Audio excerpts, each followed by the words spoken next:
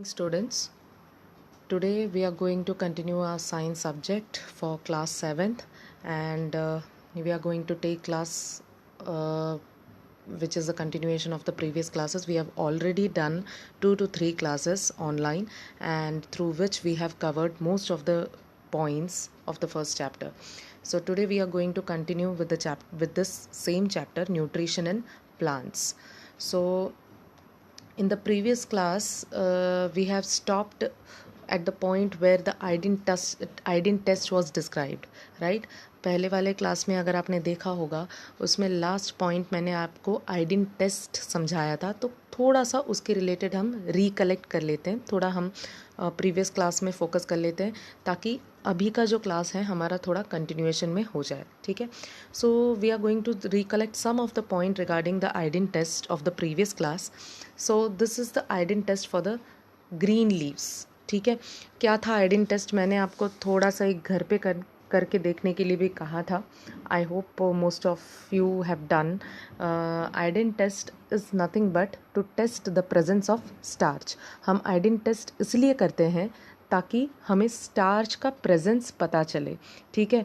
अब इसमें हम कोई भी अगर टेस्ट कर रहे हो तो उसको जो चीज़ को हमें टेस्ट करना है, ठीक है, उस चीज़ को हम सैम्पल कहते हैं. सैम्पल, SAMPLE, ठीक है? तो यहाँ पे हमें basically iodine test green leaves में करना होगा क्योंकि हमें पता करना होगा कि फोटोसिंथेसिस में हमने पढ़ा था कि फोटोसिंथेसिस में जो फूड प्रिपेयर करता है green plants, that is purely starch या तो कार्बोहाइड्रेट. तो हमें अगर पता करना है कि लीव्स के अंदर स्टार्च है कि नहीं, तो उसके लिए हमें आयोडीन टेस्ट कंडक्ट करना होगा क्योंकि आयोडीन टेस्ट कोई भी जो भी सैंपल में हम जब करते हैं तब हमें ये पता चल जाता है कि उसके अंदर स्टार्च है कि नहीं, ठीक है? So iodine test is basically done to identify the presence of starch. This test is done to identify the presence of starch. हम ज़रा सा रिकॉल कर रहे हैं लास्ट क्लास का, ये ऑलरेडी मैंने आपको समझा दिया था, बट थोड़ा अभी उसके क्लास के कंटिन्यूएशन के लिए हम ज़रा फोकस कर लेते हैं, ठीक है?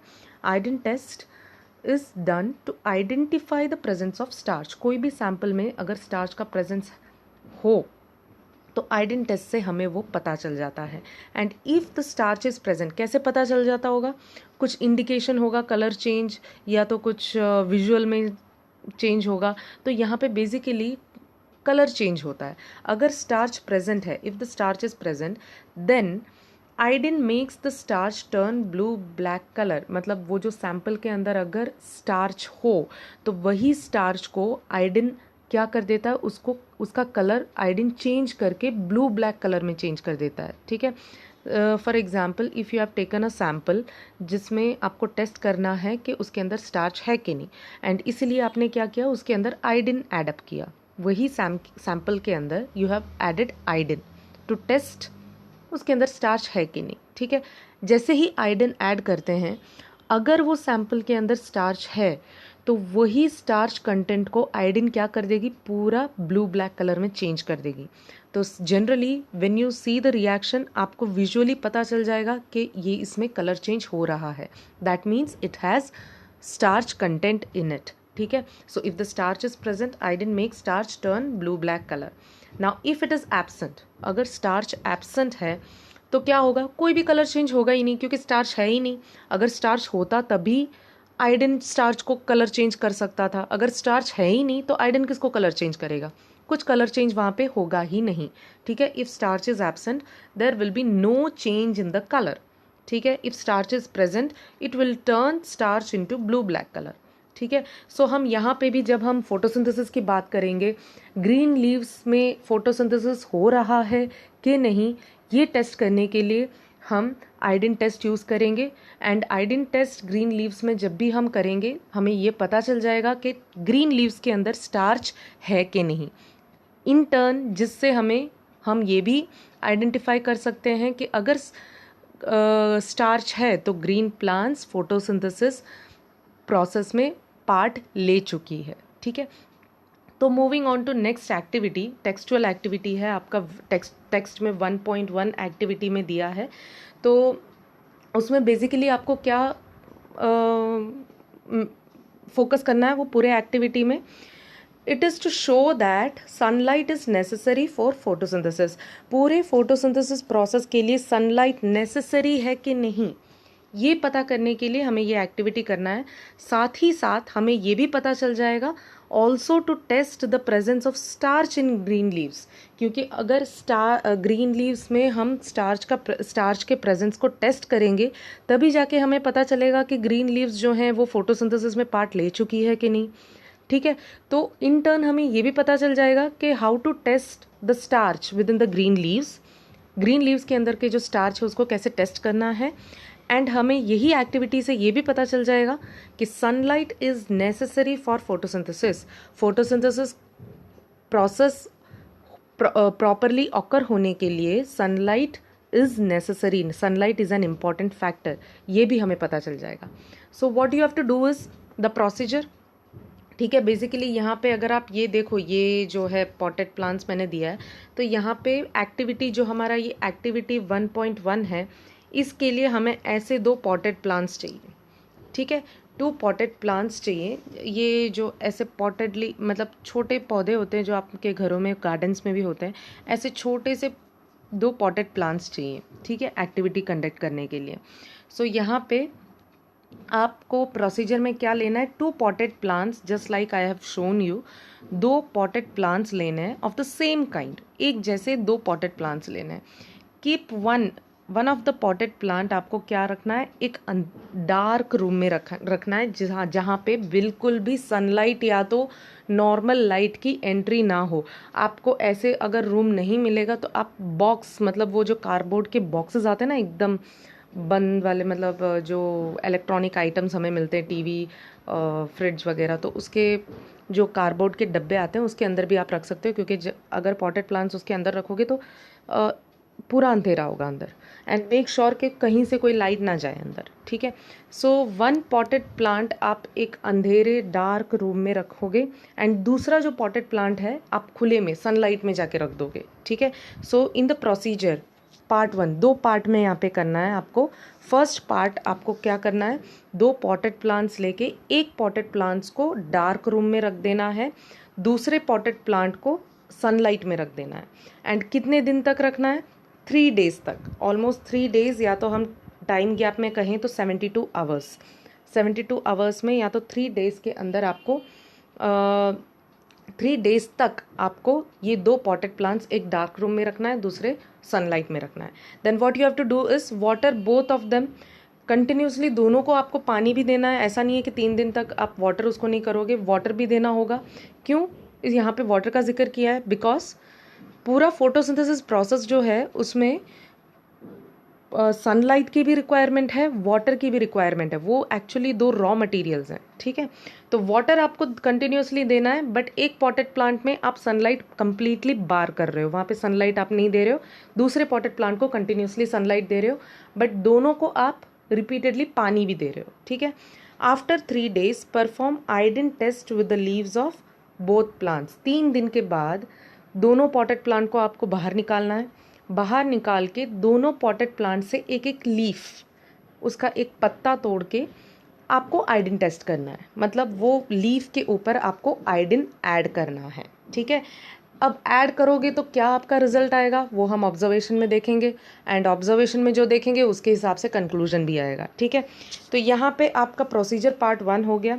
आपने 2 पॉटेड प्लांट्स लिए, एक को डार्क रूम में रखा, दूसरे को सनलाइट में रखा, एंड दोनों को 3 दिन तक रखने के बाद दोनों में से एक एक लीफ निकाला एंड उसको आयोडीन टेस्ट किया, and that will be your part 1 procedure. Second part में आपको क्या करना है, यही 2 पॉटेड प्लांट को दोनों को सनलाइट में रख देना है। ठीक है, पहले जो रिजल्ट आया था उससे थोड़ा चेंजिंग रिजल्ट आएगा, दोनों को सनलाइट में रख देना है, एंड 3 दिन तक, सिमिलरली वो भी 3 दिन तक ही रखना है, 72 आवर्स कंटिन्यूसली पानी देना है, एंड 3 दिन के बाद उसको भी निकाल के आपको उसका एक एक लीफ लेके आयोडीन टेस्ट करना है। So this are the 2 parts, this activity is done in 2 parts. ठीक है, 2 अलग अलग पार्ट में आपको करना है, एंड सेम पॉटेड प्लांट के साथ करना है। सो यहाँ पे ऑब्जर्वेशन क्या मिलेगा पार्ट 1 पर, मतलब जो पार्ट 1 में पहले वाला जो प्रोसीजर था ऑन परफॉर्मिंग आयोडीन टेस्ट, जो पॉटेड प्लांट हमने डार्क रूम में रखा था एंड जो पॉटेड प्लांट हमने सनलाइट में रखा था, उन दोनों में से हमने एक एक लीफ निकाल के आयोडीन टेस्ट किया था। ठीक है, तो उसमें से पॉटेड प्लांट केप्ट इन सनलाइट, सनलाइट में जो पॉटेड प्लांट है उसका रिजल्ट क्या होगा, जब आयोडीन आप उसके अंदर डालोगे तो उसका रिजल्ट क्या आएगा जो सनलाइट में था। Obviously it will turn the leaf into blue black colour. ठीक है, क्योंकि सनलाइट में था, उसको पानी भी, वो प्लांट को पानी भी मिल रहा था, सनलाइट भी मिल रहा था, तो ईजिली फोटोसिंथेसिस प्रोसेस वहाँ पे ऑकर हो रहा था। ठीक है, and therefore we can say that the leaf will contain the starch, and starch है इसीलिए ही वही लीफ ब्लू ब्लैक कलर में कन्वर्ट हो गई। अब potted plant which is kept in dark room, उसके बारे में देखते हैं। So whenever we see whenever dark room के बारे में जब भी बात करें तो मान लेना कि उसके अंदर लाइट बिल्कुल भी ना हो, ऐसा वाला। ठीक है, मेक श्योर अगर आप घर पे भी ये करके देख रहे हो तो मेक श्योर कि वो डार्क रूम या डार्क बॉक्स जो है उसके अंदर कहीं से लाइट ना आए, नहीं तो रिजल्ट एक्यूरेट नहीं बताएगा। Potted plant kept in dark room, उसका अगर लीफ के साथ लीफ को लेके आयोडीन टेस्ट करें तो उसका ऑब्जर्वेशन आपको क्या मिलेगा, ऑब्जर्वेशन क्या होगा उसका, no change in the coloration of the leaf, leaf में कोई भी कलर चेंज नहीं होगा। इसका मतलब क्या है, वो लीफ के अंदर स्टार्च बिल्कुल भी नहीं है। ठीक है, अगर स्टार्च नहीं है इसका मतलब क्या है, फोटोसिंथेसिस वहाँ पे नहीं हुआ है। ठीक है, so that was about the part 1 observation. Part 1 में जो हमने किया था उसका ऑब्जर्वेशन है। अब पार्ट 2 का ऑब्जर्वेशन करते हैं। पार्ट 2 में हमने क्या किया था, ये सेम दो जो पॉटेड प्लांट है हमने उसको दोनों को सनलाइट में रख दिया था। ठीक है, सेम पॉटेड प्लांट को वापस से सनलाइट में 3 दिन तक रखा था, and then we have to test the leaf. ठीक है, आयोडीन टेस्ट करना है उसी लीफ का। So what will be the result here, observation क्या होगा यहाँ पे, on performing the iodine test both the leaf of the potted, दोनों पॉटेड प्लांट्स के जो लीफ हैं वो दोनों लीफ क्या करेंगे, कलर चेंज करेंगे, क्योंकि दोनों को सनलाइट में रखा है, दोनों में फोटोसिंथेसिस होगा। ठीक है, एंड दोनों के अंदर स्टार्च होगा जिससे दोनों लीफ में कलर चेंज भी होगा। ठीक है, सो ऑल जितना भी हमने पूरा प्रोसीजर किया था उसका ऑब्जर्वेशन आपको पता चल गया। अब इसका कंक्लूजन लिखते हैं, क्या है कंक्लूजन। ऑब्जर्व आपने कर लिया कि कौन सा लीफ कलर चेंज हो रहा है, कौन सा नहीं हो रहा, तो उसका रिजल्ट क्या है, उसका कंक्लूजन क्या है, ये हम देखेंगे यहाँ पे। First one, leaf of potted plant kept in sunlight, sunlight में जो पॉटेड प्लांट रखा था उसके बारे में कंक्लूजन लिखते हैं। On testing changes its colour to blue black colour, sunlight में जो पॉटेड प्लांट था उसके लीफ के कलर में चेंज आ गए हैं। This shows that the leaf contains starch in it, अगर चेंज आ रहे हैं that means that leaf contains starch, leaf के अंदर स्टार्च है। Thus we can say that, हम ऐसे भी उसको कह सकते हैं कि potted plant kept under sunlight has undergone photosynthesis, photosynthesis process में पार्ट ले चुका है जो सनलाइट में रखा था पॉटेड प्लांट को, इसीलिए ही वही लीफ को जब हम आयोडीन टेस्ट करते हैं it has completely changed the color। ठीक है, now next conclusion regarding the dark room, वो जो पॉटेड प्लांट जो डार्क रूम में रखा था उसका कंक्लूजन देख लेते हैं क्या है। Leaf of the potted plant kept in dark room on testing does not change its colour, this indicates that starch is not present, अगर कलर चेंज नहीं हो रहा that means it has no starch content in it. ठीक है, thus we can say that no photosynthesis has occurred, no photosynthesis has occurred in the plant kept in dark room। ठीक है, this two are the main conclusion of this activity। अब इसमें से आपको ये क्या पता, एक तो ये पता चल रहा है कि अगर कोई फोटोसिंथेसिस कोई भी प्लांट पार्ट ले रहा है, कोई भी प्लांट फोटोसिंथेसिस में पार्ट ले रहा हो तो वही प्लांट के अंदर स्टार्च का कंटेंट होगा। इस ये पूरे एक्टिविटी से आपको ये एक पता चल रहा है। ठीक है, दूसरा क्या पता चल रहा है, sunlight is necessary for photosynthesis, अगर आप कोई प्लांट को अंधेरे में जाके रख दोगे तो वहाँ पे फोटोसिंथेसिस नहीं होगा, इसीलिए फोटोसिंथेसिस प्रोसेस हम जनरली क्या कहते हैं, डे टाइम, डे लाइट में होता है फोटोसिंथेसिस, रात के टाइम कोई भी प्लांट फोटोसिंथेसिस प्रोसेस नहीं करता। ठीक है, जब भी सनलाइट है, सोर्स ऑफ एनर्जी है, तभी जाके फोटोसिंथेसिस होता है। ये एक्टिविटी से हम ये भी प्रूव कर सकते हैं कि sunlight is necessary for photosynthesis. और हमने एम में भी, मतलब फोकस में भी, एक्टिविटी के स्टार्टिंग में एम में भी हमने यही पढ़ा था कि to show that sunlight is necessary for photosynthesis, also to test the presence of starch in green leaves. ठीक है, so I hope you have understood this activity. तो ये एक्टिविटी में बेसिकली अगर आपसे पूछे, क्वेश्चन पूछे कि write an activity to show that sunlight is necessary for photosynthesis, तो आपको यही एक्टिविटी लिखना रहेगा। अगर आपसे ट्विस्ट करके, ये क्वेश्चन ट्विस्ट करके भी पूछ सकते हैं, to show write an activity to show that green leaves contain starch. ठीक है, during photosynthesis, after photosynthesis green leaves के अंदर स्टार्च है कि नहीं, ये पता करने के लिए एक एक्टिविटी समझा है, तब भी आपको यही एक्टिविटी लिखना है। क्वेश्चंस हमेशा ट्विस्टिंग नेचर में पूछ सकते हैं। आंसर अगर आपको अच्छे से, मतलब कॉन्सेप्ट अगर आप अच्छे से समझ जाओगे तो क्वेश्चन भले ही कितना ट्विस्टेडली पूछे तो आप लिख सकते हो। ठीक है, so next topic, synthesis of plant food other than carbohydrates. अब यहाँ पे हमने फोटोसिंथेसिस का पूरे प्रोसेस में हमने ये पढ़ा था कि फोटोसिंथेसिस का जो प्रोडक्ट है, ठीक है, यहाँ पे मैंने इक्वेशन दिया है, फोटोसिंथेसिस का जो प्रोडक्ट है वो एक्चुअली कार्बोहाइड्रेट एंड ऑक्सीजन है। या तो हम कह सकते हैं ग्लूकोज, या तो ऑक्सीजन, या तो स्टार्च, या तो oxygen. Glucose it is a sugar, glucose sweet, exactly glucose जो है वो शुगर कंटेंट ही है, इसलिए हम यहाँ पे शुगर भी लिख सकते हैं। ठीक है, सो कार्बोहाइड्रेट जो है, carbohydrate is the main product of photosynthesis and carbohydrate are made up of carbon, hydrogen and oxygen. पूरा कार्बोहाइड्रेट जो है, यहाँ पे अगर आप इक्वेशन देखोगे ग्लूकोज का या कार्बोहाइड्रेट का, C6H12O6, मैंने बताया था लास्ट क्लास में, C refers to carbon, H is for hydrogen, O is for oxygen. तो कोई भी कार्बोहाइड्रेट जब हम लेते हैं तो कार्बोहाइड्रेट के अंदर कौन से एटम्स पाए जाते हैं? C, H एंड O, मतलब कार्बन, हाइड्रोजन एंड ऑक्सीजन। यही 3 कंपाउंड के साथ पूरा कार्बोहाइड्रेट बनता है। ठीक है, तो इसके अंदर दूसरा कोई एलिमेंट होगा नहीं, जैसे कि नाइट्रोजन है, सल्फर है। ठीक है, तो other than carbon, hydrogen and oxygen दूसरा कोई एलिमेंट इसके अंदर आपको नहीं मिलेगा कार्बोहाइड्रेट के अंदर। Since we can say that carbohydrates are made up of carbon, hydrogen and oxygen. But जब हम प्लांट्स कंज्यूम करते हैं, हम प्लांट्स को फूड के तौर पे लीफी वेजिटेबल लेते हैं, तो हमें तो सारे न्यूट्रिएंट मिलते हैं। कार्बोहाइड्रेट ही क्या, प्रोटीन भी मिलता है, विटामिन भी मिलता है, फैट भी मिलता है। ठीक है, सारे प्रोटीन्स मिलते हैं, सारे न्यूट्रिएंट्स मिलते हैं। तो यहाँ पे तो सिर्फ कार्बोहाइड्रेट का ही जिक्र किया है। प्लांट्स में, plants prepare their own food. ठीक है, पूरे फोटोसिंथेसिस में प्लांट्स खुद का फूड प्रिपेयर करता है और वो कार्बोहाइड्रेट है। बट न्यूट्रिएंट तो हमें 5 हमने पढ़े। एंड जब भी हम वेजिटेबल्स खाते हैं हमें ये भी पता चला है कि न्यूट्रिएंट, प्रोटीन भी हमें मिलता है उसके अंदर से, विटामिन भी मिलता है।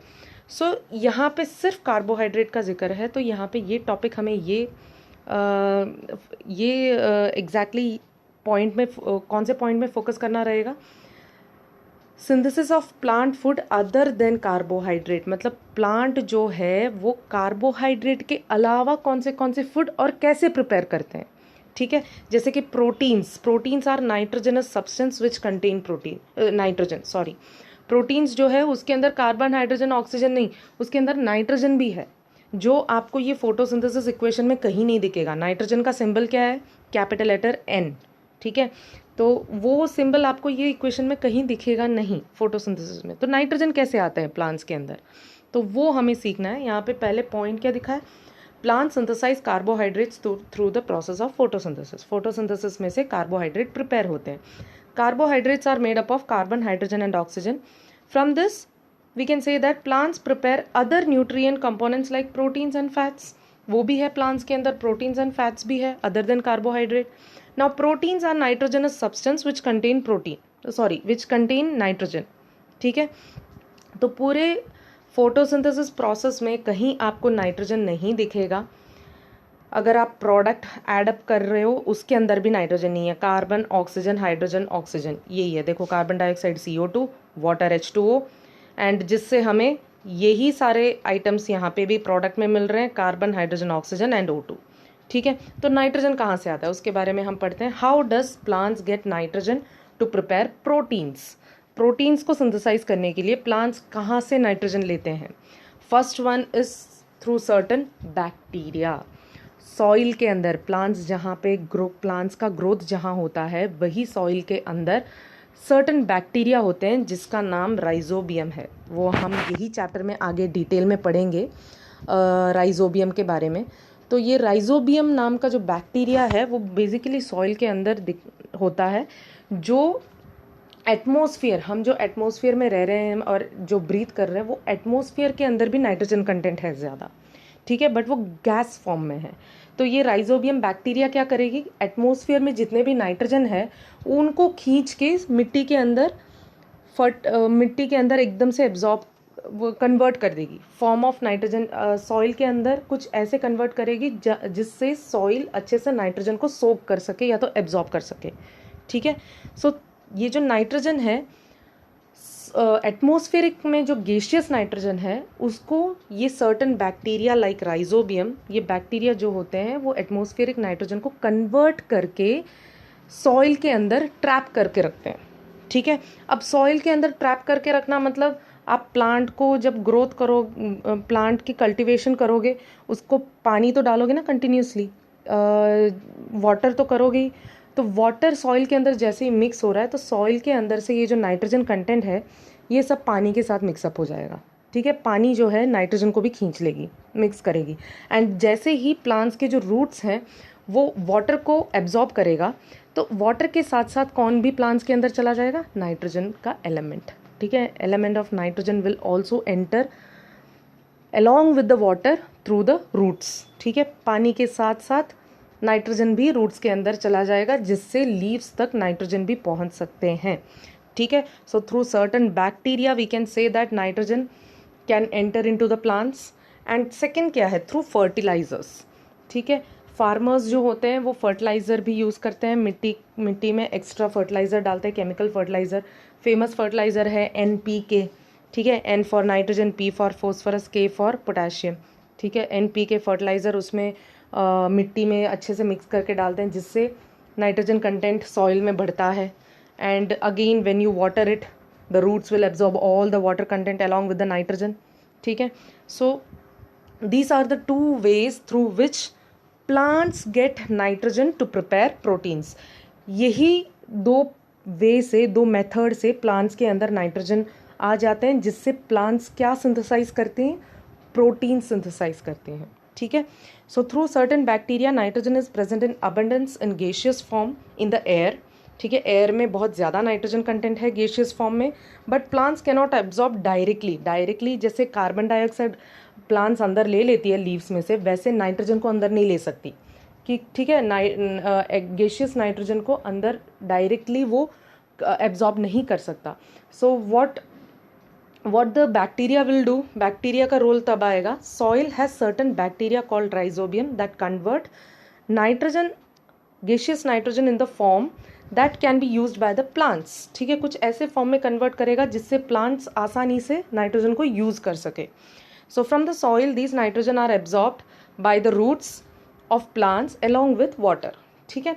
नाउ थ्रू फर्टिलाइजर कैसे होगा, farmers add fertilizers which is rich in nitrogen content, ठीक है, to increase the fertility of the soil.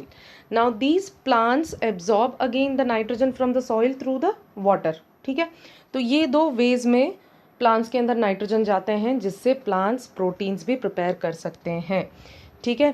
Now next, moving on to next topic, हम अभी तक ऑटोट्रॉपिक मोड ऑफ न्यूट्रिशन के बारे में कर रहे थे। हमने स्टार्टिंग में न्यूट्रिशन 2 टाइप्स के बताए थे, मोड्स ऑफ न्यूट्रिशन, एक ऑटोट्रॉपिक होता है, एक हेट्रोट्रॉपिक होता है। ऑटोट्रॉपिक मतलब खुद से अपना फूड प्रिपेयर करना, ठीक है। वो अभी तक हम ऑटोट्रॉपिक मोड ऑफ न्यूट्रिशन के बारे में डिस्कस कर रहे थे जो फोटोसिंथेसिस है प्लांट्स के रिलेटेड, ठीक है।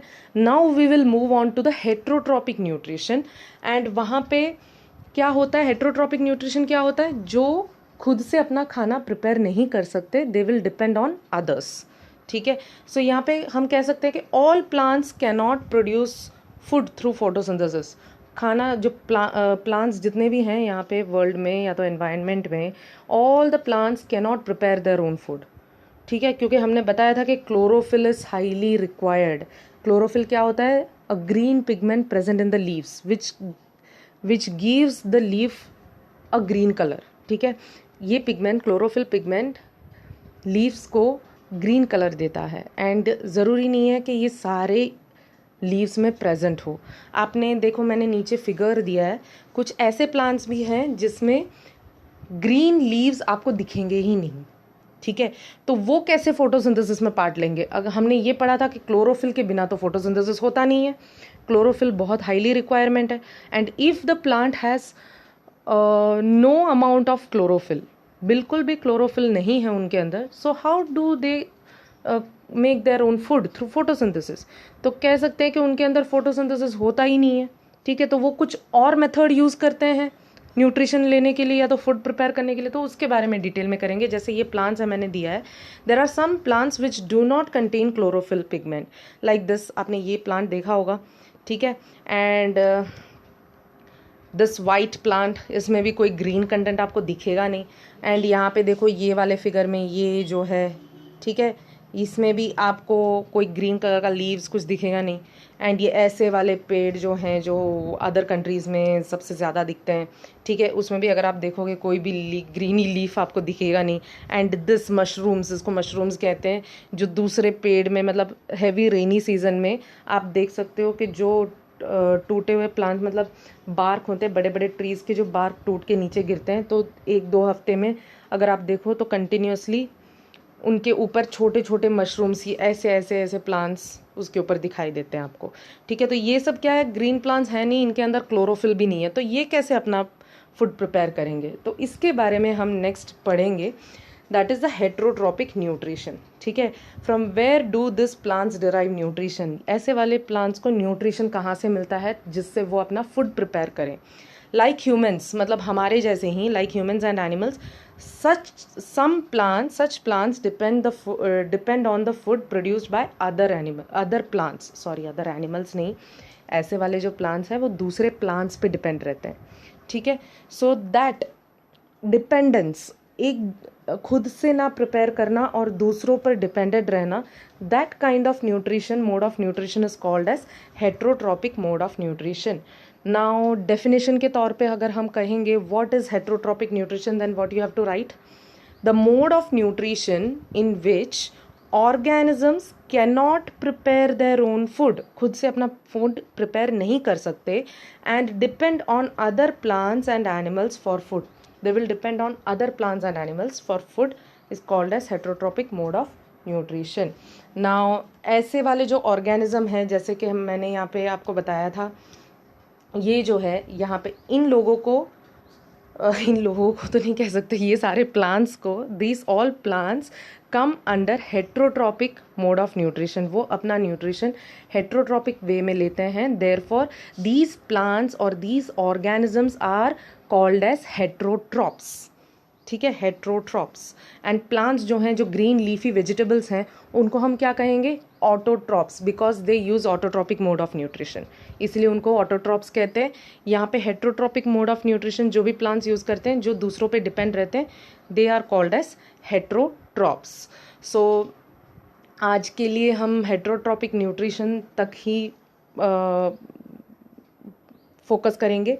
आगे का जो डिटेल में है, इसमें डिटेल में है हेट्रोट्रॉपिक न्यूट्रिशन, जैसे हमने फोटोसिंथेसिस पूरा process autotrophic mode of nutrition में पढ़ा था, वैसे ही हेट्रोट्रॉपिक मोड ऑफ न्यूट्रिशन में भी बहुत सारे डिविजन्स हैं, तो वो हम नेक्स्ट क्लास में अलग से करेंगे। Till now I hope you have understood about the photosynthesis. And photosynthesis का जो मेन प्रोडक्ट है, कार्बोहाइड्रेट के अलावा जो नाइट्रोजन प्रोडक्ट है, वो कैसे प्लांट्स में आता है, ठीक है, उसके बारे में भी। और जो प्लांट्स के अंदर बिल्कुल भी क्लोरोफिल नहीं है, तो जैसे कि ये वाले प्लांट्स हैं, ठीक है, तो ऐसे प्लांट्स में कैसे वो अपना न्यूट्रिशन लेते हैं, वो हम डिटेल में नेक्स्ट क्लास में करेंगे, which is called as heterotrophic mode of nutrition. So till now bye and have a nice day. आपका जो होमवर्क है व्हाट्सएप ग्रुप में आ जाएगा। Okay, bye now.